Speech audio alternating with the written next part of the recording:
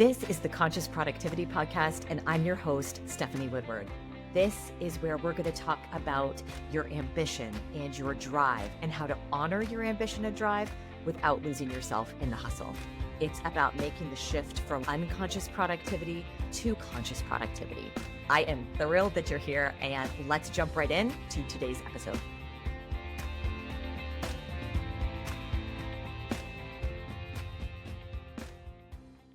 Welcome to the Conscious Productivity Podcast. I am so thrilled that you are here. And for those of you who have been listening to the podcast from an audio perspective, this is the first episode that is also going to be on YouTube. There is a video version of this as well. So if you want to feel like you and I are sitting in your living room having this conversation, feel free to check it out on YouTube or check out the video version of this. Otherwise, if I am joining you on your walk, or in the car, I love that also there is this audio version that you could be listening to as well. So whatever your preference, you can find the Conscious Productivity Podcast in either place, which is great. I am your host, Stephanie Woodward, and today, as you will see from the title of this episode, we are diving into something that is near and dear to my heart, and it's something that I think sometimes gets completely misunderstood, and that is why and how high achievers, high performers burn out. And it is to the point where when I meet high achievers and I meet high performers, they don't sometimes even want to admit that burnout or exhaustion is there. It's like this badge of honor to not get tired or to not feel that burnout. But secretly behind the scenes, or often when they're talking to really close friends or to other people who are important in their lives, that exhaustion is real and that burnout happens. And so often we read these articles about burnout or we hear these podcast episodes and they talk about vacation. They talk about setting boundaries. They talk about, I remember when quiet quitting was a thing during the pandemic and there was all this talk around quiet quitting. If you've read articles or heard things along those lines and you've thought to yourself, yeah, but I just can't take a vacation and, shirk my responsibilities, or setting boundaries just really isn't realistic in my role. It is what it is. Or I'm not going to quiet quit. That's just not who I am. This episode is absolutely for you. And this podcast in general is going to be for you because I want to get really practical and realistic about this. And I identify so much with high performers and high achievers. That is who comes into my coaching practice time and time again, my executive coaching practice. And when I show up in organizations and work with teams, almost everybody there is wanting to show up and do some good work, and will feel sometimes some degree of burnout and exhaustion. We're all feeling a certain level of that right now. And I want to say this: burnout is very rarely a workload problem. Burnout is almost always an alignment problem. And the standard advice that you've been getting, that we all get, time block your calendar, take more time off, set better boundaries, work smarter, not harder. That advice is precisely why we can end up getting really, really stuck. It's not wrong exactly. So it's not that it's wrong. It is more that it doesn't get at the root. So think of it, if we're displaying symptoms and we go to check with the doctor, right? If we're not getting to the root of our problem and we're just treating symptoms, it's just going to come back. We might get some temporary relief. We might feel okay for a moment or two, but in general, we're going to end up not dealing with that root problem, which means it's not going to go away.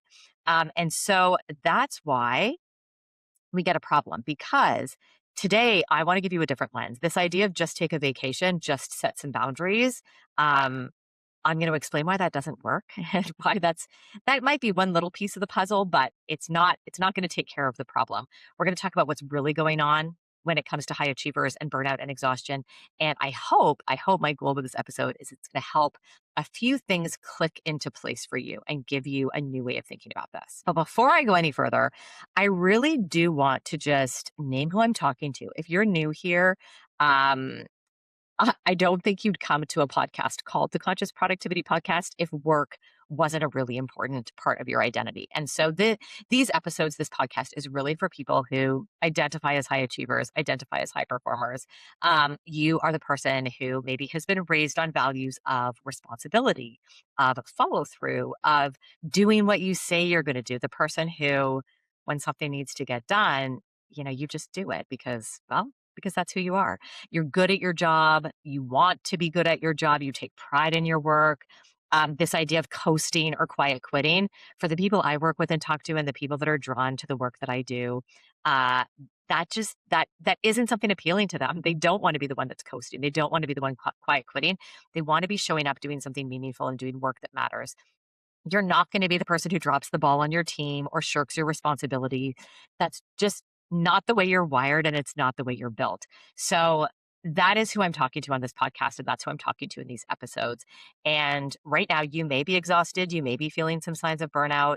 Maybe you've read the articles I was talking about earlier. Maybe you've tried different productivity apps. Maybe you've taken the vacation and you're still feeling tired. And you're like, what is going to help me get to the other side of it? So if that's you and that's how you're feeling, or even if you want to prevent that from happening in the first place, then let's dive into that. That's what we're going to get into the heart of today. Because here's the trap that I am going to guess you might be in. The thing that is causing your exhaustion, the thing that causes burnout for high achievers and high performers, is the same thing that we don't want to give up because it's who we are. It's who you are. It's your sense of responsibility. It's your high standards. It's your follow through. It's your commitment to doing the right thing. These are not bad traits. These will be some of the best things about you. Absolutely, hands down, and they will be part of your identity. They are absolutely a part of what has made you so successful. And you are an ambitious person who cares about doing good work. So when someone tells you, oh, just rest, or just say no, or just let it go, I I know that can be really, really well intentioned. And so if people are saying that to you, they probably are coming from a really great place. But what you are probably hearing underneath that is essentially, why don't you go and betray yourself? Become someone that you are not, become someone you don't want to be. And so, of course, you're going to push back on that. Of course, it's not going to land with you. Of course, that advice is not going to be helpful, and it's not going to prevent you from continuing in the same patterns. That's why I believe this conversation needs to start somewhere else. And I want you to try something out with me for a minute. So I want you to think back to a time when maybe you were putting in really long hours, 14-hour days, you were working on something, but for whatever reason, it was like you were working with that group of people where it felt like electric in the room. You were having fun, you were bouncing ideas off each other. And sure, there might have been some more coffee on those days, or there might have been, some sugar runs to try to keep the high going. Maybe you weren't getting as much sleep as you should be. So your body might have felt some tiredness, but it didn't feel exhausted and burnt out. And so I want you to think about, usually when I work with high performers and when I talk to high performers and high achievers, we've had those moments where you can picture it. I know I can. When I was really working with a team, we were working on something really meaningful, something I was really proud of. I couldn't wait for it to get out in the world. And we were just kind of bunkered down talking about these things. And it felt amazing. And I am not a night owl. And I remember on that particular work being up until 1 a.m., checking things, reviewing things, and actually then going to bed and waking up excited to get back into it. Now, does that happen all the time in every single project? No, it does not. Or in every single program? No. But I think you can probably think about moments when it has. Now, contrast that. Think about another time when you were working on something where it just felt like the same amount of time. Maybe it was the same 14-hour day, but it felt hard. It felt like a slog. Um, it didn't feel great. It felt really heavy. Maybe you were feeling depleted. It felt like it might be costing you something in some way. Um, and yet, it was the exact same number of hours. The volume of work may have been no different. So, what the heck is different between these two scenarios? This is where I come back at the beginning. Burnout and exhaustion is usually not a workload problem, and it's usually not a number of hours worked. Yes, those things can contribute to it, but usually it's something else very different. It is the alignment piece. So what's changed? It's not the hours, because there will have been times in your life where you have worked long hours and felt really alive and energized when it was the right team. And you can work moderate hours and feel like you're dragging your body across the finish line and really not enjoying any minute of it. So hours are not necessarily the variable here, and that's what we are going to talk about. Because if you have been listening to this podcast for a while, I work with a framework. It's the framework that I developed around clarity, climate, and flow. And those are the three pillars of conscious productivity. If you're new here, welcome. Those three pillars, clarity, climate, and flow, weave their way in to many, many of these conversations. They're kind of at the foundation of almost everything we talk about. And I often think about work and being able to do our best work and being able to do work that really matters and that also feels really good to get done. I filter it through these three pillars all the time. And it also informs the work I do with teams, with organizations, with individuals. So let's talk about how burnout shows up across these three pillars. Now, I usually talk about the three pillars in that order: clarity, climate, flow, because doesn't that just roll off the tongue so well, right? Clarity, climate, flow. Today, I'm not going to be doing that. I'm actually going to talk about them in the order that I find they typically show up with people. It doesn't roll off the tongue as well. It goes climate, flow, clarity, which doesn't roll off as well. Clarity, climate, flow just sounds so much better. But we're going to dive in and talk about each of these pillars and how they can contribute to feelings of exhaustion and burnout. So the first layer is climate. So this is, when we're talking about climate, we're talking about your emotional work environment. These are the conditions that you're operating in, both internally and externally. For most high performers I work with, this is where burnout actually starts. So climate, think about your team or your organization as almost like a weather system. Like, what's the climate there? Is it moody? Is it sunny skies? It doesn't necessarily mean everybody's smiling and saying everything is great, because that might be ignoring problems. But climate, if you are feeling undervalued or disrespected, so feeling undervalued, you're doing great work, and it doesn't feel like it's landing. Uh, you are trying to raise risks, you're trying to raise legitimate concerns.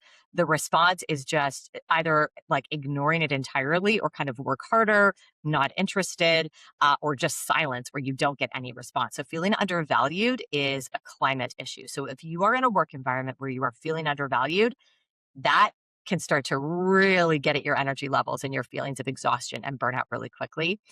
Feeling unheard, which can be very related to feeling undervalued. Again, you bring strategy forward, ideas forward, solutions. They get dismissed, they get watered down. Maybe they just get absorbed into the void. They end up in a shared folder somewhere on some system, or maybe someone takes credit for those ideas and claims them as their own. All these things can happen. So feeling unheard is all part of a not great climate going on. Feeling unsupported. You're managing up maybe to executives who don't have your back, or you're managing down to a team that isn't showing up to the standards that you really need. They're underperforming, or you're working with colleagues that are either political or not owning their share or not showing up as best as they could be. All of those things, you're absorbing this pressure from all of these sides. That creates an incredibly stressful work climate. And so notice that's not about the actual work that you're doing. This is the climate that you are working within. So, in a climate where you are undervalued or unheard or unsupported or feeling like you can't trust the people around you, that's when the dynamics are really off. And that is going to exhaust you so much more than having 14 hours of work that actually has to get done, because there's friction, there's politics, there's unhealthy conflict, there's second guessing things, there's redoing work, there's something in the room that isn't being named. And so here's the thing about climate: every hour costs you way more. Yes, in terms of productivity and dollars, but also in terms of emotional energy, mental energy, physical energy. Every hour working in a climate that is really off is going to cost you more energy and more money in the sense of productivity. So we have to be looking at climate and really look at what's going on, because when the climate is off, you're not just doing the work, which is like, hey, I've got a big work volume to get through, or it's busy season, I got to get this done. You're not just doing the work, you're doing the work and you're managing your reactions to the environment, and you're protecting yourself, and you're watching what you say, and you're wondering if you're being heard, right? All of these other things are coming in. That is a tax that you are paying. It is a massive one. It's a massive energy tax and exhaustion tax. It doesn't show up in the calendar. It shows up in your body. So you can have a day of back-to-back meetings. And if you are working in an environment where you feel valued, supported, the meetings are feeling collaborative. You're getting answers to the things you need. You're focused on the right things. You're moving through it with healthy tension and debate. That back-to-back calendar is going to feel completely different than a back-to-back calendar in a climate that doesn't have those things present. So obviously no wonder you're exhausted if the climate is off. And so the question to ask yourself when it comes to climate, and this is just to open this pillar for yourself, am I working hard, or am I working hard and managing the environment around me in these ways that I've just talked about? That is something for you to reflect upon and think about, because that is going to be a massive contributor to your exhaustion and burnout. You really want to place yourself in the right environments. Okay. Next pillar we're going to talk about is flow. And flow is all about rhythm. It is about how you move through your day, how you move through your week, your year, whether you're working in a sustainable rhythm or not, and or whether you are constantly overriding your needs to get one more thing done. Um, Hands up, anybody else? I'm going to out myself with this one. This is my own framework. And the part of the framework I struggle with the most is flow. I always get in my own way when it comes to sustainable rhythms and managing my day, my week, my year with sustainable rhythms and flow.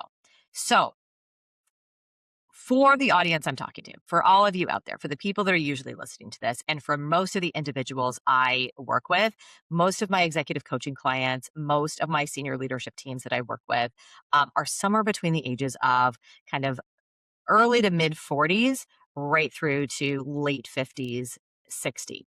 That's my age range. And so, flow, I will say, and I know I'm treading into really controversial waters here with generational differences and generational programming. I will say that group, we have generational programming, or at least I've noticed we have programming that runs really deep here. And sometimes we can take pride in it and, give ourselves a pat on the back. Most of us were raised to kind of push through, to power through, or we learned to do that, to be responsible, to be the one who can be counted on. Workaholism isn't a flaw. It is a really deep value, and it's something to be admired. It's a value that we were taught. And honestly, there are some really great things packed up in that. And that will be part of the reason why we've been successful. We can hold a lot of work. And I'm not saying, to be clear, I'm not saying that other generations are not responsible, cannot be counted on. Not at all. In many ways, other generations have slightly healthier programming where even when they care about their work, they also know that rest and their wellness is really important as well. So I think there's so much to learn here. And like I said, generational differences. I'm not trying to peg one generation against another. I just notice in the cohort of people in the age range that I coach, this resistance to giving ourselves rest and well being and slowing down and building in recovery time. Who does it ever run deep? And there's a lot of resistance around it. So, wherever you are, if you find that you are pushing through and you're never building in that rest for yourself, just know you are the only one that can take care of this pillar for yourself. In climate, you do need to see if others around you are willing to step in and make the climate in your work environment a little bit better, or you're approaching people differently in climate. But it takes you and someone else or others to start to shift the climate within a team or within an organization. Flow, the good news is it's all on you. You control your own flow. The bad news is it's all on you. And the programming can run really deep here. So if you find yourself pushing through when you have finish lines and, there's a project you sprint, you finish, but you're never recovering. You're never recovering. So I want you to start to think about how you can change your relationship with wellness, well being, slowing down, and recovery. You cannot sprint a marathon. And I know that that metaphor has been used again and again and again, but you just can't. Your body will not let you. Eventually, you will be collapsing on weekends. You will be getting sick the minute you go on vacation. You will be drinking more coffee than you used to, feeling wired but tired at night. All of these things are a flow signal. Your nervous system is basically sending you a bill for the years that you have been overriding it. I know, again, I will put my hand up. This is my Achilles heel. My nervous system sends me a lot of messages because it's like, okay, Stephanie, if you're not going to follow your own framework and your own advice and you're not giving yourself that recovery time, I'm going to hit you with an illness, or I'm going to have you collapse on the weekend. So you're not going to be able to do those fun, enjoyable things that you thought you were going to do. You're going to spend the weekend just in like very basic recovery mode. So this is where I want to be really clear with flow. And I need to hear this just as much as I share this with other people.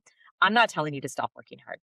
I'm telling you that working really hard without recovery is not sustainable and it's going to catch up. And if it hasn't caught up already, it will.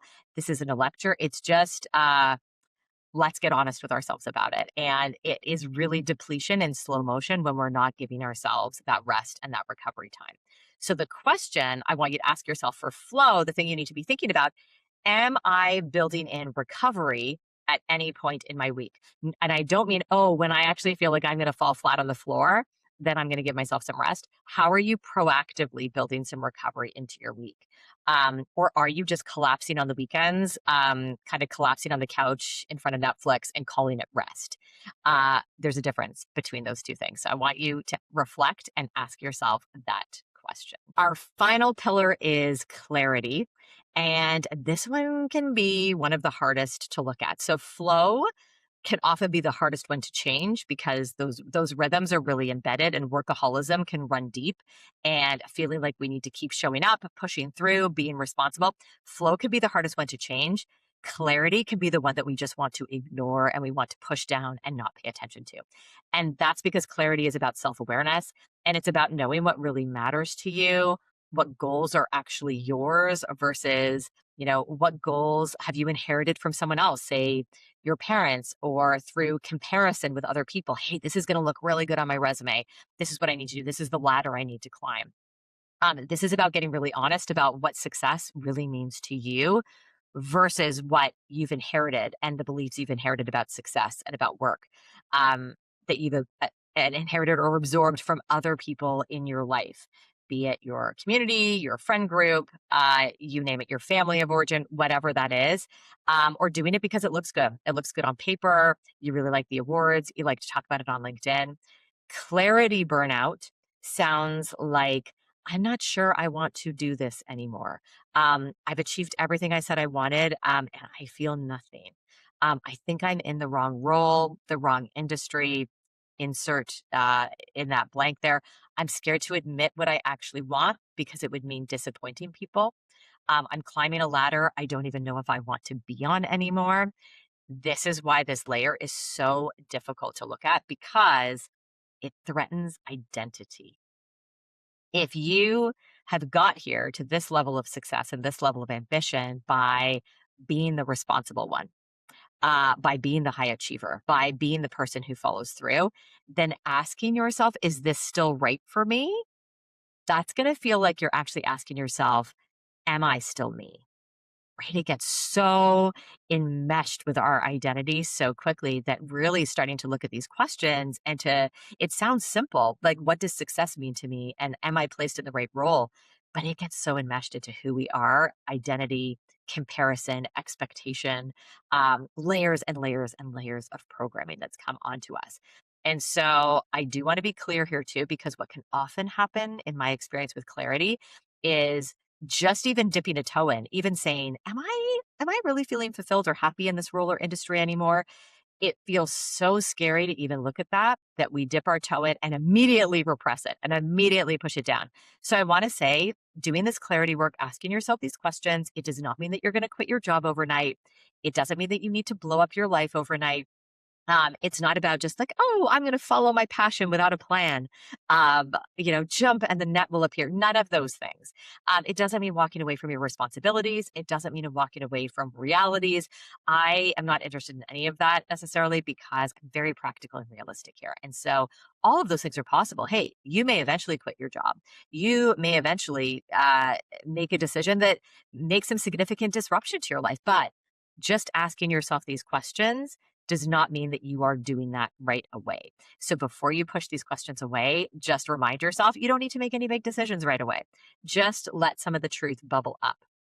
So in this pillar, I want you to get honest about what you've outgrown, or what is no longer feeling true for you, or what about your success isn't feeling real for you anymore. What are you doing out of obligation versus desire? Like, the desire in it is gone, but the obligation or the responsibility still feels like it's there. Um, what would you choose if nobody was watching, or if there wasn't like a big LinkedIn post that you could put up, or a big social media fanfare, like you weren't going to win an award for it? Uh, Even if the answer is, it can sometimes be turning down a promotion because you're like, I'm going to stay right where I am. I'm actually happy. doing this particular level.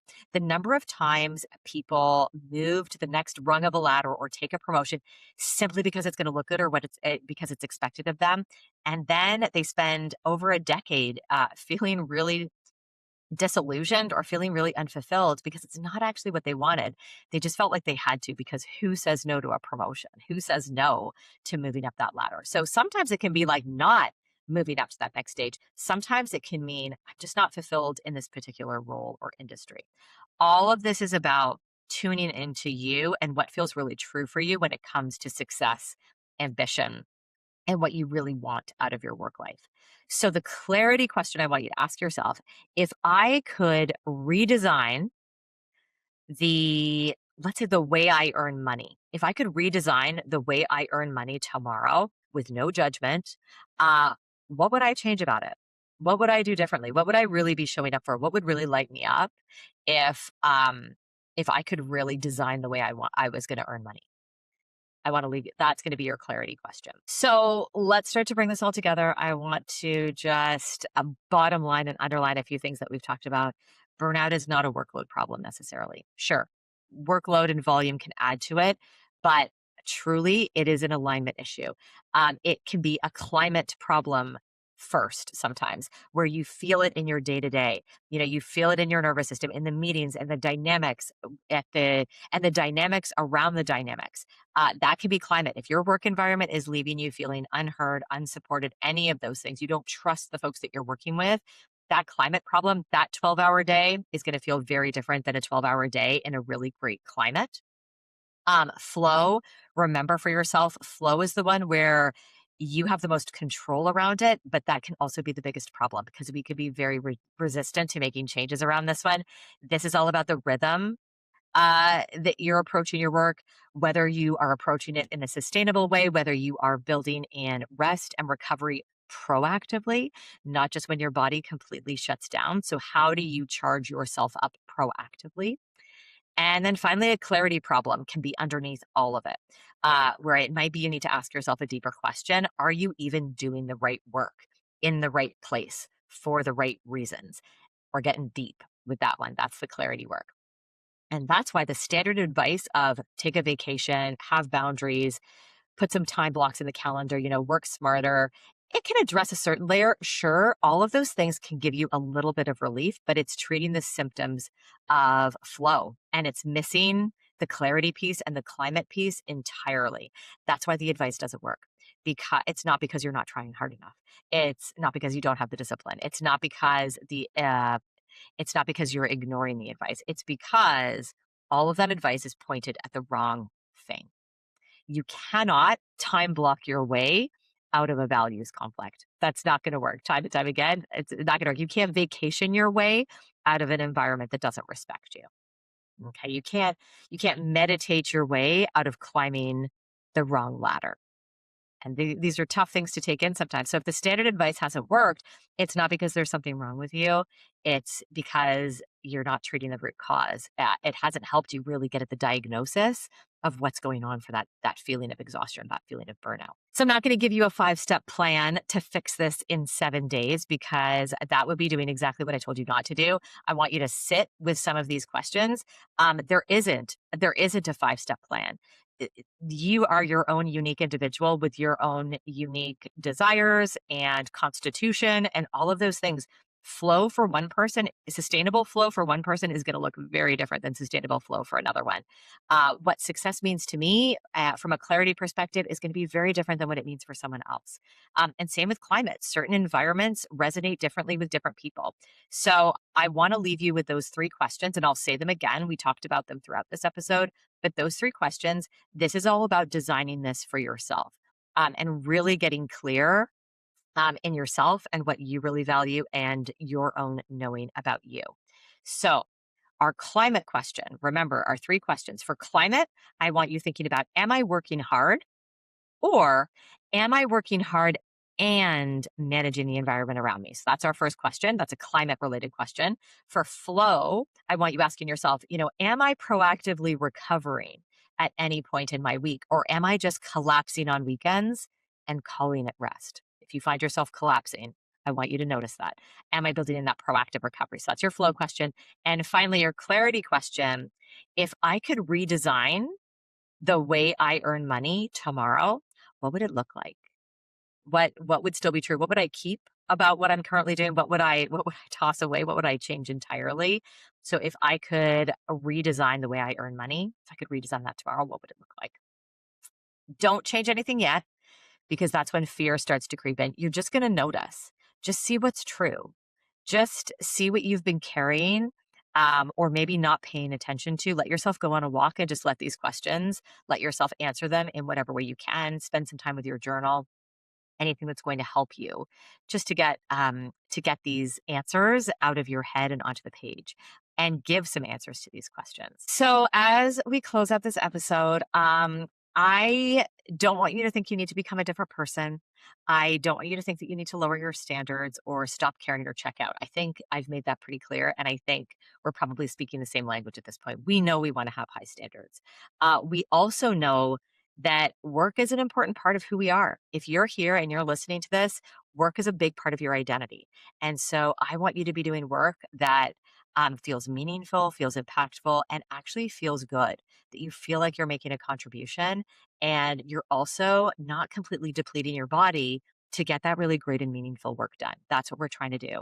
So, in organizations, I will often do this work with teams around climate, where we look at the team dynamics, where I work with teams to do leadership development optimization. And honestly, with climate, it's often not. I don't typically work with really toxic environments. It's just not my jam. It's usually a bit of refinement. It's usually a bit of optimization with the team and the team dynamics, and how things are going to really shift that climate and make it feel really different for everyone. And of course, I have my executive coaching, my one on one coaching work where I work on all three pillars with individuals one on one. And that can be really powerful as well. So, I do want to say if you want to get going on this work right away, if you want to go deeper, if you found this a bit intriguing and you want to take it a layer deeper for yourself, I have built a free quiz called the Conscious Productivity Quiz. You can see it in the show notes and in the video notes. I'll leave a link. There's two versions of the quiz. There is an individual version where you can learn about for yourself how clarity, climate, and flow are showing up for you. There's also a leadership version of this. If you lead people, you can take the leadership version of the quiz and see how your patterns with clarity, climate, and flow can impact the team that you're working with. So both of those versions of the quiz are linked below. If you got something out of this episode, it means so much to us if you can support the podcast. That could mean subscribing to the channel, subscribing to the podcast. It could mean sharing an episode with a colleague or a friend. It could mean giving a 5-star review, whatever feels like the best way for you to give back. We appreciate each and every comment, each and every subscribe, each and every rating that comes through. So let's keep this conversation about conscious productivity going. Here's to more conscious workplaces, more conscious productivity, and doing work that really matters and that also feels really, really good. I'll see you in the next episode.